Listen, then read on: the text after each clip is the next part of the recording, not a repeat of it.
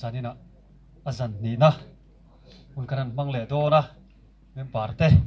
kal thakop baya lokal le zel turte ta sung lawin ron lut zel ta sela a thome kan ngai tha kangin umsang ni som ni le pakhat brunch Christian Shalai Paul Advent Christmas mang tura lokal zungzong te thole kan lalpa isu khisa mingin chibai buk chewa hun limom ta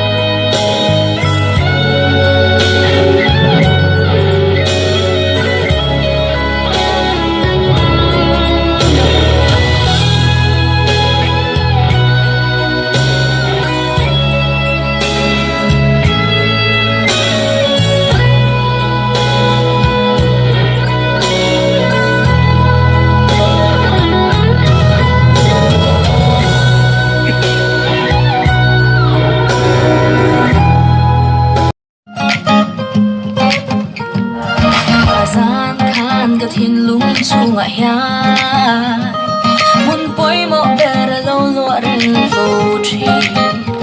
tầm xuống lũng khăm hoài nè tê các tổ sang in các lâu chào trì mà sẽ lô mình các cắt lệ trì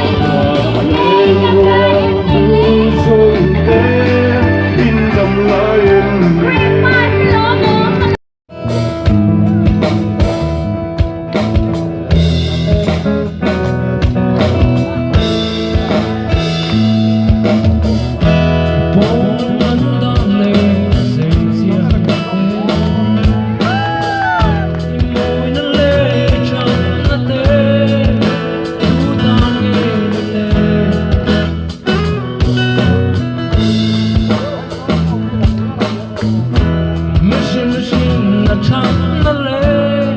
nung chẳng môi na tê chuan cao yêu tiếng mà níu sẽ tu ta nghe lệ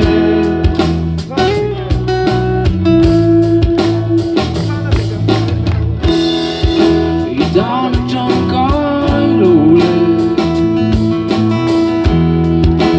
đã là em mà thì thế lũ tu là cái chết xia khá Kristan là khi ra nghe amit thì tung ngang mồ